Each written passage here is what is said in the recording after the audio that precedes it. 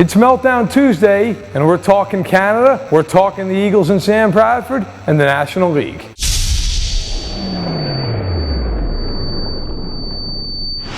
First things first, Dwyane Wade and the Canadian national anthem, and everybody's been talking about it. Was it disrespectful? Was it not?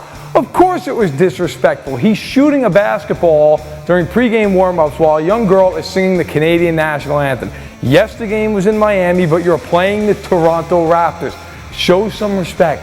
Take 30 seconds to just stand there, hold the basketball under your arm, and when it's all said and done, and then the Star-Spangled Banner is sung, you can go back to shooting the ball. There's no reason that you need to get up and shoot the ball while this song is being sung. It's about showing some class. And Dwyane Wade has been classy throughout his career, but this was a misstep by Wade. You've got to be smarter than that, Dwyane. You know better. You're a veteran. You're not a rookie or a second-year kid. You're a guy who's well into your 30s. You're a father. Come on now. Think about it. If you have a hat on during the national anthem, it's disrespectful. Shooting a basketball on the same court that the girl's singing the anthem, downright stupid. Then we get to Sam Bradford, who has rescinded his trade request with the Philadelphia Eagles. A smart move, Sam. You're making $17.5 million this year and next if they don't cut you before then in Philadelphia.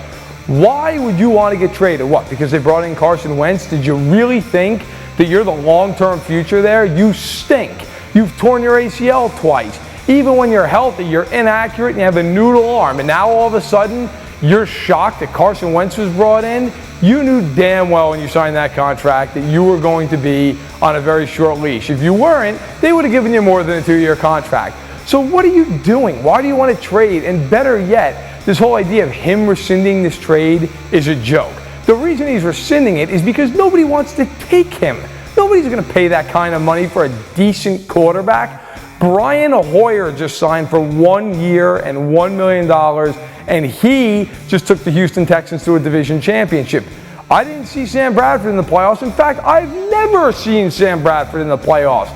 He blows and should be very happy he's on a roster, let alone making $17.5 million. When he goes to work every day, he should wear a ski mask because he is robbing the Eagles.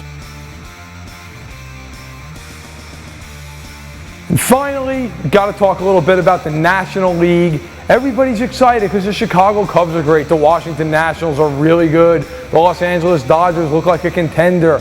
There's all kinds of things. The New York Mets, the St. Louis Cardinals, the Pittsburgh Pirates. All those teams are legitimately worthy of talk of perhaps getting to the World Series. But let us not forget the San Diego Padres, the Cincinnati Reds, the Milwaukee Brewers, the Philadelphia Phillies, the Atlanta Braves, the Miami Marlins. Those teams suck, and they still have to play all 162 games. They are about to torture their fan base for 6 solid months. And for a lot of those teams, this is nothing new. They've stunk forever. How long do you have to suck before you finally figure out how to build at least a contender? Maybe you don't win a World Series.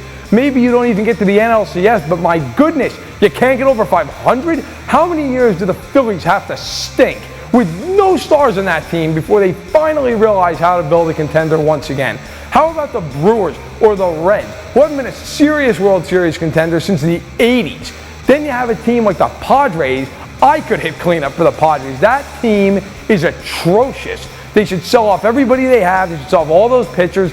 Get some guys on this team who can hit. You've proven you can develop a couple of pitchers, but it's not doing you a whole hell of a lot of good when you're scoring 1 run a game. The National League, the best of the best, but my God, is it the worst of the worst.